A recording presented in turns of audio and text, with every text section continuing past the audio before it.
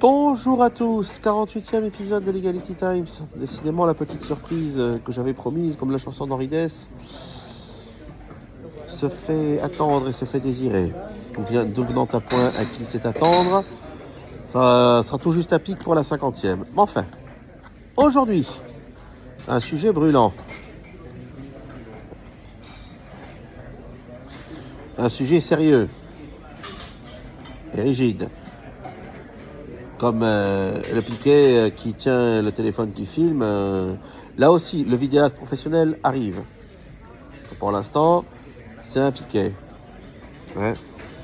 Et à l'instar du piquet qui, à distance, tient le téléphone qui filme, n'est-ce pas? Il est question, aujourd'hui, d'acheter à distance. C'est-à-dire, je suis en France, je vais acheter un bien en Espagne. Est-ce qu'il est possible d'acheter à distance? On va me dire... l'Espagne a une portée d'arbalète de la France, ce qui est vrai, 1h45 d'avion à tout casser. Barcelone, 2h15 à tout casser depuis Madrid. Ouais. Maintenant, il faut trouver le temps, il faut être en capacité de se déplacer. Il y a la question d'acheter à distance, mais il y a aussi la question de vendre à distance. Ah oui. Vous pouvez vendre à distance parce que vous avez besoin de liquidité. Moi, j'ai le cas d'une cliente comme ça, qui a 95 ans, qui a besoin de liquidité et puis qui ne peut pas se déplacer. Donc, c'est dans les deux sens. Et puis, vous avez un point en Espagne qui est beaucoup plus loin, qui est relativement plus loin, les îles Canaries. 4h30 d'avion, ce n'est pas évident. Bon, enfin, toujours est-il que... Le passage chez le notaire, lui, il sera toujours obligatoire. Toujours. Sans passage chez le notaire, il n'y a pas d'achat possible. Maintenant, ce que vous pouvez faire, c'est vous, en tant qu'acheteur, en tant que vendeur, signer un pouvoir de représentation pour qu'un tiers vous représente chez le notaire espagnol pour vendre en votre nom, pour acheter en votre nom. C'est possible. Et nous, chez Trebuchet Lawyers, on assume ce genre de... C'est-à-dire qu'on est destinataire de ce genre de pouvoir et on assume ce genre de mission. Bon, voilà. Alors, attention, c'est possible, mais c'est astreignant. C'est-à-dire que, déjà, il faut investir celui à qui vous donnez pouvoir d'un pouvoir notarié. Attention, c'est-à-dire que non seulement, bien sûr, un pouvoir sous seing privé n'est pas suffisant, mais un sous-seing privé où vous expliquez que M. Tabdur donne à M. Tartampion le pouvoir de signer nanani nanana et la signature authentifiée par notaire, ça n'est pas suffisant. Il vous faut un protocole notarié en bonne et due forme. Si vous ne l'avez pas, par définition, vous ne pourrez pas vous faire représenter. Et non seulement cela, je vous signale qu'en Espagne, on ne parle pas la même langue. Et que les autorités espagnoles et les autorités françaises, c'est pas la même chose, ce sont deux nations souveraines différentes. Donc, votre pouvoir notarié, il va falloir le faire apostiller, tout en sachant que ce ne sont plus les cours d'appel qui apostillent, mais les chambres régionales et interdépartementales des notaires, et c'est un casse-tête chinois. Et en plus, votre pouvoir apostille, une fois qu'il sera dûment apostillé, il faudra le faire traduire par un traducteur assermenté. C'est pas de la carte. Bon. Alors, il y a une parade. Il y a une parade. Ça, le passage chez le notaire, vous ne pourrez pas vous en défiler. Le pouvoir, vous ne pourrez pas vous en défiler.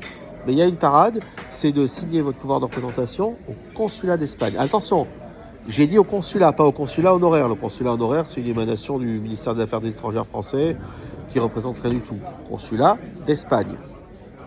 Ou la section consulaire de l'ambassade d'Espagne à Paris.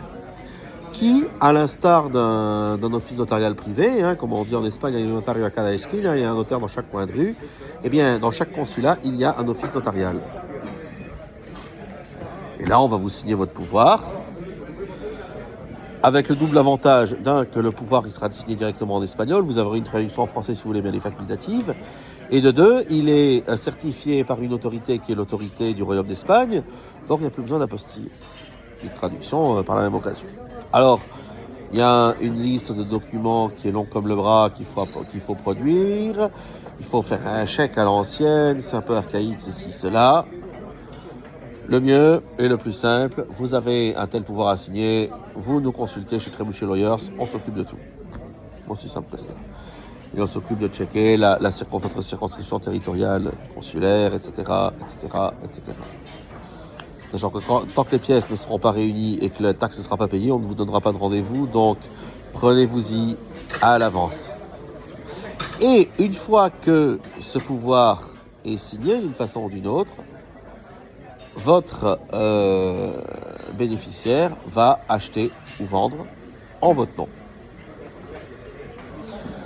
Voilà. Alors moi, je conseille toujours évidemment de se déplacer, surtout quand on est acheteur pour voir son bien. Maintenant, on n'a pas toujours l'occasion. Alors, la plupart du temps, des vendeurs qui me délèguent pouvoir pour signer à leur place, j'en ai pléthore. Des acheteurs, j'en ai beaucoup moins. Mais ceux qui le font, en général, ce sont des investisseurs, la plupart du temps des professionnels, qui achètent des promotions neuves sur plan et en VFA, en vente avec la future d'achèvement.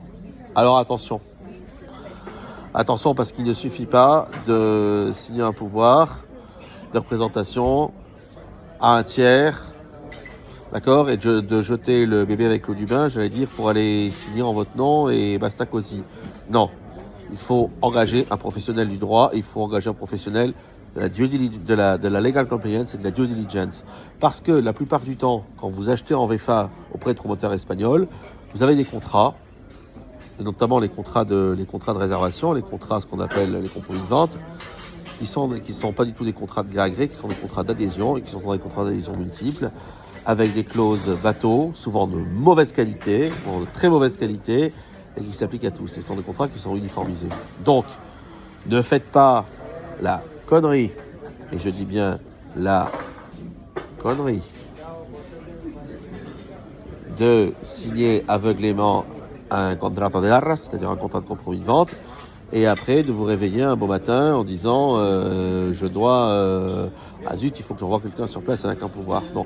Alors les professionnels en général, les professionnels de l'investissement ont ce réflexe. Les particuliers qui achètent sur plan en VFA, souvent sur la base d'un rêve de soleil, de palmiers et de mer, que ce soit aux Baléares, aux Canaries ou en Andalousie, ils l'ont beaucoup moins. Donc on engage son professionnel et on engage Trebuchet Lawyers dès l'instant où ne serait-ce que l'idée germe dans la tête, et pas seulement en se rasant le matin, comme aurait dit un ancien président, en parlant de sa propre candidature présidentielle, à partir du moment où l'idée germe, d'acheter. Et à ce moment-là, vous nous engagez. Et on fait le travail de A jusqu'à Z et on vous représente ici. Vous n'avez pas l'envie, l'occasion, n'importe quoi, de vous déplacer pour acheter, on y va et on signe à votre place. Mais vous signez à distance, certes, mais vous signez avec des yeux et des mains. Et c'est aussi ça le but. Et c'est encore plus utile quand vous êtes vendeur, que vous vendez pour des raisons impérieuses, parce que vous avez besoin d'argent. Et c'est encore plus vrai quand il faut que l'opération se passe bien, parce que vous avez des échéances, parce que vous avez besoin de vos liquidités. Je vous dis à bientôt. Et tout venant à point qui sait attendre donc, la surprise arrive. Portez-vous bien.